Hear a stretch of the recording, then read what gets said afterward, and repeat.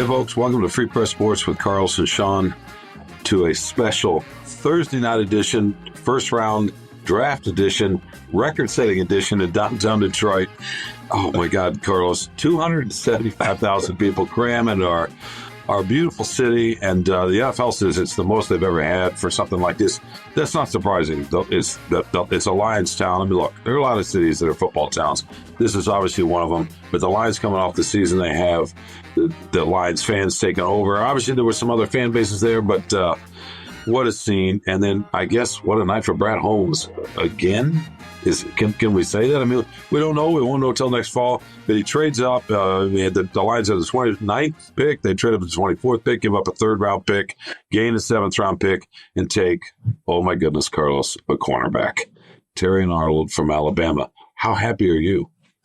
I'm happy I didn't have to give him an F, because I promised him an F if he drafted an interior offensive lineman as a backup in the year that they can go to the Super Bowl. And by the way, we're not downtown. We're in lovely Allen Park in something that looks like an asylum with this padding over here so that Shawn doesn't lose his mind. But Shawn just counted I think you counted all 275,000. How do they know that? That's just ridiculous. There's no way they can know that. It can be 300. It can be 250. How are they going to know? I mean, how do we know how far Saturn is away, right? We're pretty good at science. Exactly. No. Well, that's what this is. You have NASA scientists working on the head count. No, but there are people that are pretty good at this, and they can look and see, and they can gauge. I mean, we're human beings with a fair amount of history now at this point in civilization, and we've figured out a few things. You have a lot of trust in the NFL PR department. Look, speaking of civilization and history, there's a movie called History of the World Part 1. It probably doesn't hold up. I'm sure you probably couldn't make it or even play it today. Mel Brooks is in it, but at one point he plays some kind of a royal.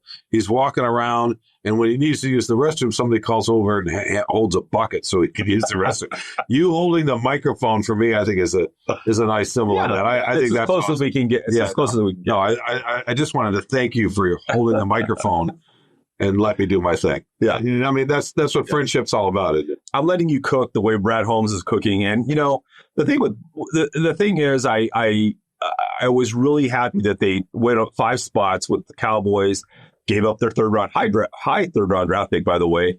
And now they don't have a 3rd or a 4th as we talk right now. They just have a low 2nd round pick on day 2. So, but, this is the biggest need. This is by far the biggest need. And as much as, Holmes wanted to pretend in his pre-draft, we don't worry about need. It's the best player available, all this stuff. Everybody knew it. I mean, if you watched the Lions last year, and then with the whole Cam Sutton, debacle and stuff, I mean, they needed this. And this guy what were your impressions? My impressions were, I was impressed with, how confident he was, well-spoken, clear. He barely turned 21 last month, but he just seems like if you just ask me, if I just, just from this one interview, we had a press conference, on Zoom, 10 minutes or so, he came off way more mature than 21. Yeah, no, there's a maturity factor there for sure. Holmes talked about it, because we just talked to Holmes too. We talked to Deshaun, not Deshaun. Yeah, Deshae Townsend. Sorry. Defensive passing game coordinator, cornerbacks coach. Yeah, who talked a little bit about some of the same things. But Brad Holmes mentioned, I'm going to paraphrase here, the line you have to walk with confidence and humility. And he actually used the word, he may have said humble, but he talked about the idea of talked about the idea of humility. And I think that's really important, because you're right, you're out on an island out there, right? I mean, it's like a pitcher of baseball. It's you and a receiver, and the receiver knows where he's going. You have to figure it out. And if he figures it out before you do, you got to come back to the line of scrimmage and forget about just getting beat and do it all over again. That's where the confidence is crucial. But then also the humility and the humbleness in terms of willing to learn, right? Mm-hmm. And being a team guy. Holmes and Campbell talk about that all the time. Look, every team wants team players in the NFL. The Lions don't have, they don't own that idea. But, the draft analysis we're talking about when Terrion Arnold got selected, that, this guy doesn't just love football, he lives football, right? It's one of those things, and that they've made a habit of getting those kind of guys. And, did it lead to the NFC Championship game? I don't know how much of that did, but it's not fair for us to sit here and say it had nothing to do with it. Yeah. They have there's a strong idea from Holmes and Campbell of the kind of players they want. And, the word grit, I think, is overused, but they want guys who are tough-minded, who want to keep, you don't mind getting knocked down. You don't mind losing a fight here and there as long as you get up. And one of the things that Brad Holmes said to describe Arnold was he kind of just kept saying he's a corner. He's a corner. And that's sometimes in you or it's not in you. And that's the willingness to the ability to get beat. Because like you said, you're on an island, and to have a short memory and come back and not let it affect you on the next play. And even though he's young, Holmes said he's still developing, he's still learning, he has a ways to go, and he admitted that as well, that he still has a ways to go. That's natural, but being willing to do that. Now, you know what? Let's be honest. This was Jeff Okudah too.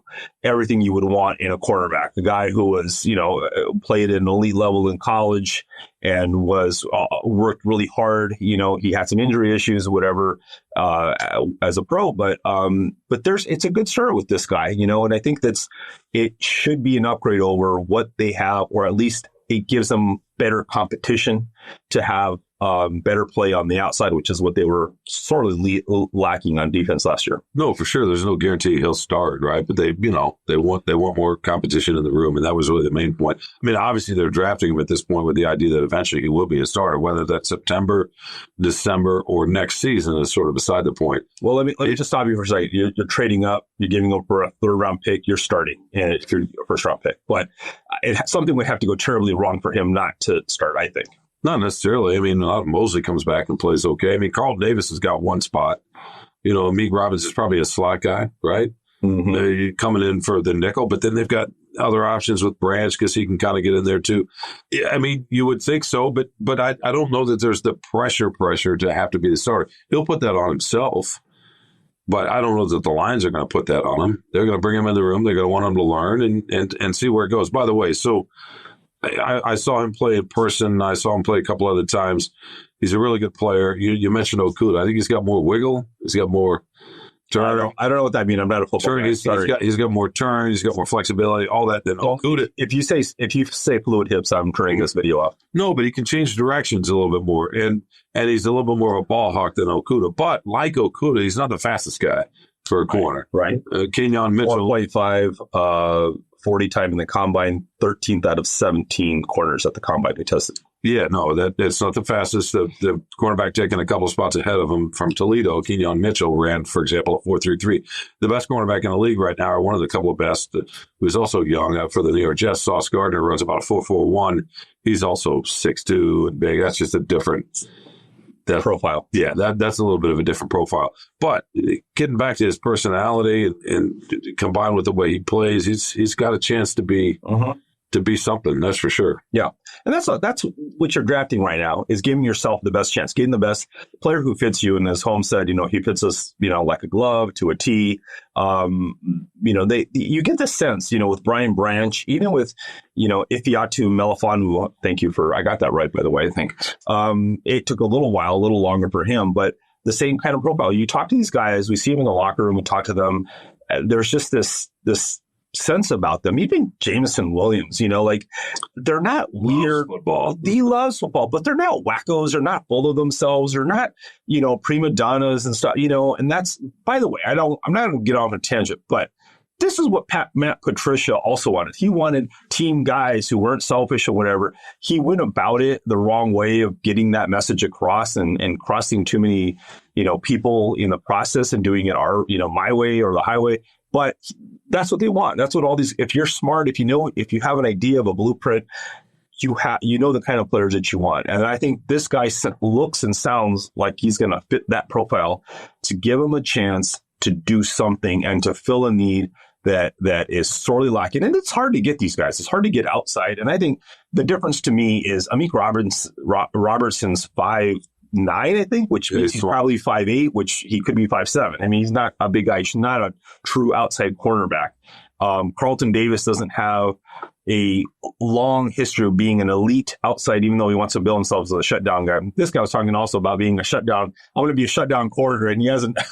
He has 1.5 years of starting experience in college, even though it's a really good level. But But that's the thing, as Holmes said, borderline cocky. You need this. I mean, you just can't play that position without being somewhat very confident. He told those 275,000 people on the stage when asked what kind of player he was. I'm trying to remember the exact question. But he said, "I'm a star."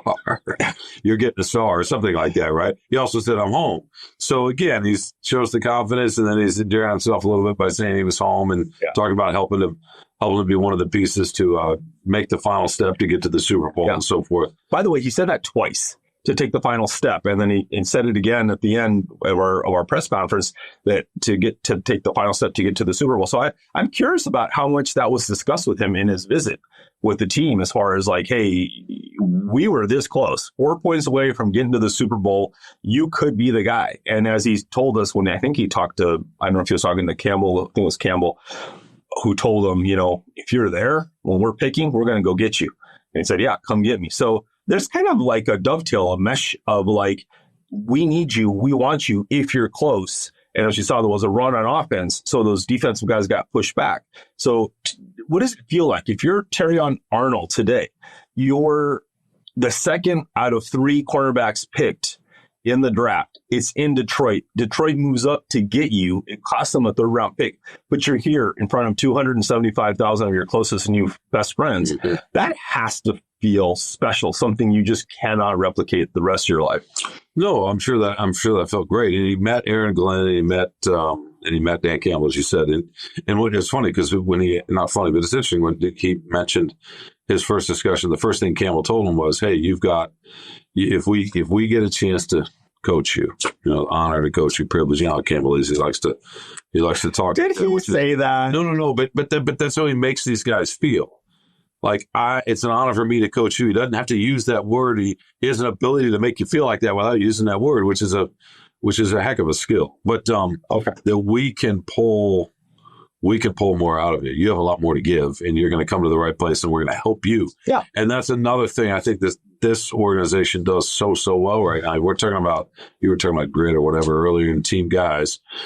And you mentioned Matt Patricia, but really what it is, they want guys that love football and want to play for you, and you play for me. That's the idea. Mm-hmm. But then they build the culture to make that even more possible. And that's where Patricia failed. We don't want to go down that rabbit hole with him necessarily, but that's the difference. Mm-hmm. He wanted the same kind of guys, but he wasn't willing to say, okay, I'm part of the team in the same way that Campbell and Holmes are doing.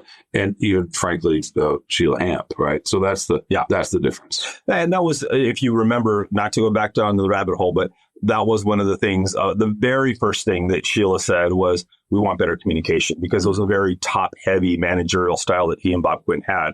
So that is what they've gotten with Brad Holmes and Dan Campbell and Brad Holmes, is they've gotten we're all in this together. Even though we're the bosses, let's help each other. And as you said in your column, I think it ran today, whatever day this is, come here, play well, you get paid, and right. Panay Sewell and Amon Ross St. Brown, guys like that. They're not going to be able to pay everybody, but obviously some of the key contributors, you're a key contributor, you're going to be rewarded. And that's all these guys want, really. That's true. They want to, and the development is a huge part of this. I mean, maybe Panay, and I wrote this too, maybe Panay Sewell, he is so physically gifted. He probably is great wherever he goes. Right. Maybe you could say the same about St. Brown, although St. Brown, Span Johnson, but go ahead. St. Brown says that he feels like he's not so sure he would have been this good if he had. And maybe he's just saying that because he loves this place and he's being romantic about it, and that's fine. But there's probably some truth in there too. These things are great. You don't know all of it, but what you do know is that this place is starting to get a reputation. By this place, I mean Allen Park, where the Lions practice facility, the headquarters. This is where the work happens. The day-to-day work happens in the summer and training camp and all season between the games. Obviously, are you talking about our writing or they're practicing? Well, our writing happens all over the place, right? But they're practicing. This is what happens, and that matters. If you say, "Oh, those guys can get me better. I can get better. I can be part of something that a winning culture, and then I get paid." That's a pretty powerful perception. That's a pretty powerful thing. I'll push back on that a little bit. They just want to go where they're going to get paid. And it doesn't matter if you're with the worst team or the best team. Winning generally leads to getting better and getting paid, but it's opportunity. And if this team is stacked at, offensive line, an offensive lineman's not going to come here because it's going to be hard to crack the starting lineup. It's all about opportunity in the NFL, and they have short careers, so they have to maximize it. I haven't seen them. Who's the top free agent they've signed ever? There's been no star dude, so no, whatever, Randy Moss type guy, right? That's come here.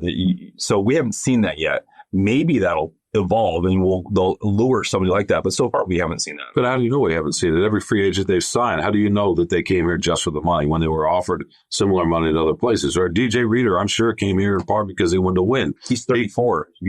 So a 1-year contract. Yeah, but this wasn't the only place he could come. But if he can come here and be part of a team, he got close. He actually got to a Super Bowl in Cincinnati. And he talked about that. No, that's people are going to. It's not just the money. I mean, yes, you want the money. But that means that the NFL is nothing but mercenaries, and that's just not true. That's not true. No, it's not true. That's not how this works. Not at any sport, not at any team sport. It is just the money for some, but it's not just the money for all. It's just not.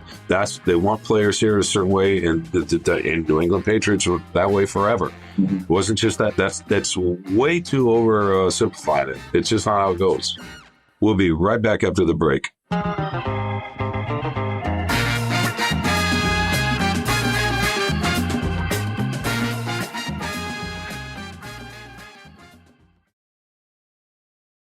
What I'm getting at is when you start getting the Randy Mosses type people, right? Now, even though it was toward the end of his career with the Patriots, can you lure those kind of guys? Can you lure when someone hits free agency, a top flight guy? I mean, it's always a mix between what the team is willing to pay, how much cap room they have, and all that other stuff, what their need is, but also the players. And when are we going to see you're talking all pro level players, not just the 34-year-old former pro, all pro bowler, offensive lineman. So that's what you're hearing, what you need to see for this to be a destination. And it's not even the Patriots, how many blue chip all pro guys went to the Patriots? They generally did not really pay a lot of free agents. They drafted well. And they found the Wes Walkers of the world, to throw into the slot. And, that's how you actually build a better team probably than going out and chasing a bunch of free agent guys. No, they weren't. It's not about going and getting the most expensive free agent out. It's about finding guys that aren't just playing football for the money, that are playing because they love football as well, because they're playing players that do both. That's what the Patriots wanted. I think that's what these guys, most teams want that, right? Sure. It's Steve Kerr, the basketball coach. I heard talking about this recently, the idea that when they were talking about the way they built their basketball organization out in San Francisco, and he used the word mercenary. I thought it was interesting. It's like, yeah, there's a certain percentage of athletes who it's a job, and that's okay. And that's just fine because we all just have to have jobs at some point who can work. But you and I both do something for a living that's not just for the money. We chose this because we wanted to do this. And most of the people in our profession are like that. And we're very lucky for that. Pro sports is the same. I don't know what the ratio is. I don't know what the percentage is. But there are plenty of people who play these games because they love to play these games and they want to be part of winning. And obviously they want to make money too. But it's not just for the money. And I think that's what they're trying to do here. I'm not sure how we got down this rabbit hole, but it is part of the culture here. Yeah, I mean, I think all things being equal, the Patriots they used to have under Belichick this really locked down, like the Patricia thing, top heavy management style. Would you rather play there or would you rather play somewhere where like the Lions here, where it's, hey, we're kind of all in it together. Bring your families in on the plane, whatever. Yeah, exactly. All things being equal, if the contracts are kind of similar, that could be a difference. If you feel more at home, more part of the team, not just a cog. Of course, that's preferential. And they say this. I mean, the players do have good reviews of Holmes and Campbell consistently. This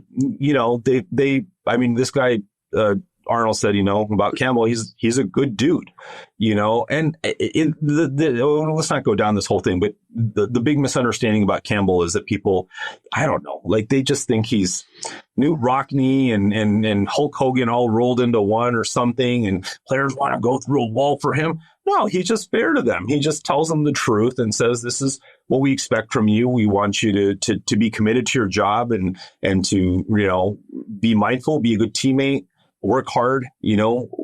We're all pulling in the same direction. And a lot of times in the NFL, especially, guys are lied to. I mean, these teams are terrible at what the players. They play mind games.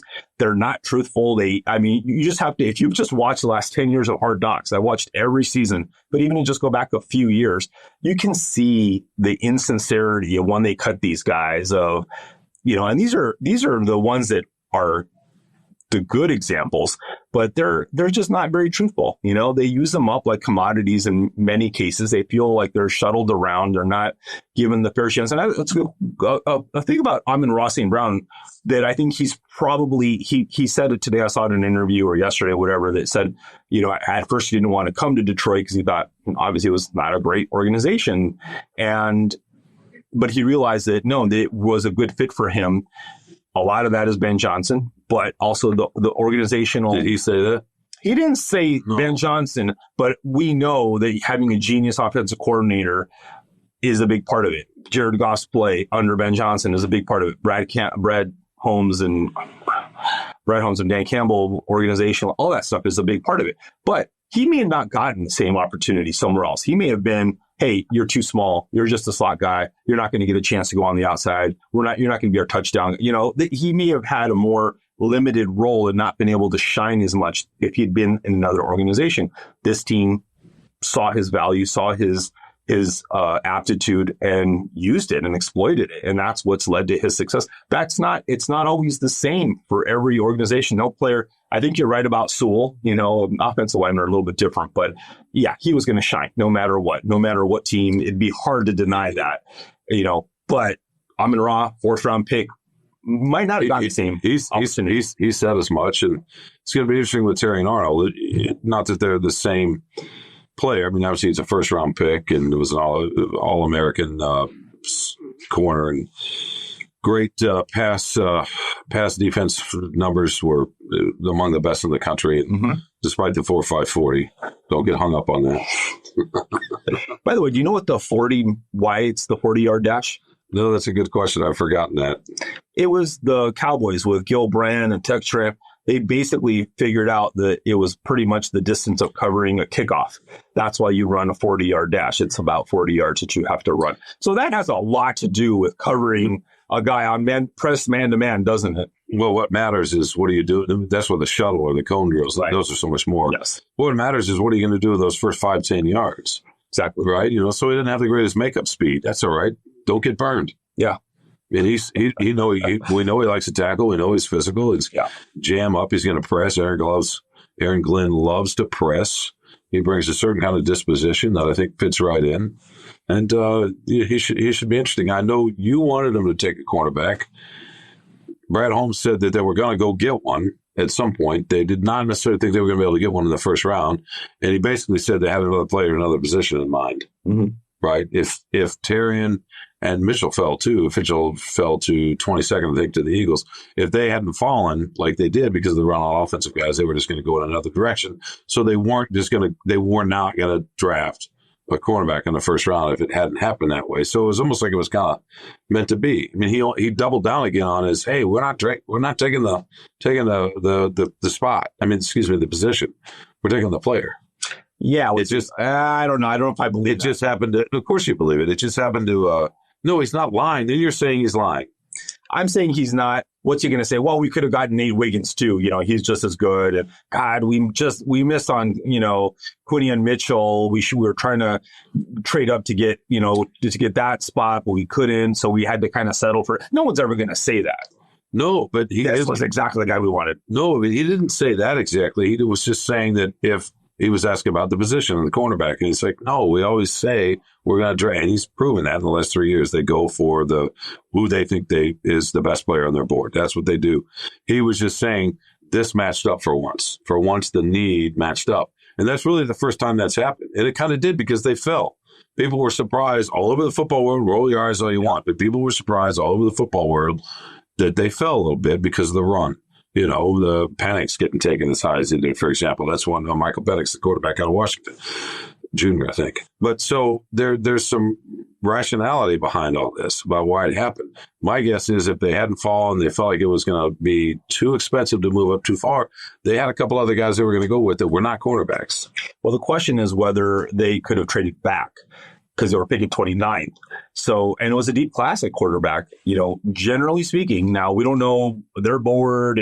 And he did say, Holmes did say, there was a drop off after him, to the next tier of cornerback. So I don't know. I mean, this happens all the time, Shawn. You know that. They get the guy like, magically, we picked the perfect player. How could it happened again? This is exactly who we wanted. I mean, it's okay to have conviction, right? I think they oversell it just a little bit. Well, you say, who's they? Who's they? Because the Lions. He's every year. All the Lions do it. All the general managers do. That's the point, right? But this guy actually has a little bit of a resume to say that, right? I mean, he's earned that a little bit. And by the way, most of the analysts around the country, most of the NFL guys that you trust, right, had Mitchell and Arnold, and then a gap. So Wiggins and Nate Wiggins was there too. I didn't see Wiggins with every one of them. He was there sometimes, but Cooper DeJean too. Well, he's not an outside corner, but Mitchell and Arnold were routinely regarded as the two best, and they were the first two that went. And maybe you could argue that the gap's not that big. Who knows? The Kansas City Chiefs have a cornerback who was drafted in the third or fourth round, who's playing at an all-pro level right now. Sure. So for all we know, a cornerback taken in this next couple of days might be better than either one of these guys. Absolutely. Yeah, we don't know.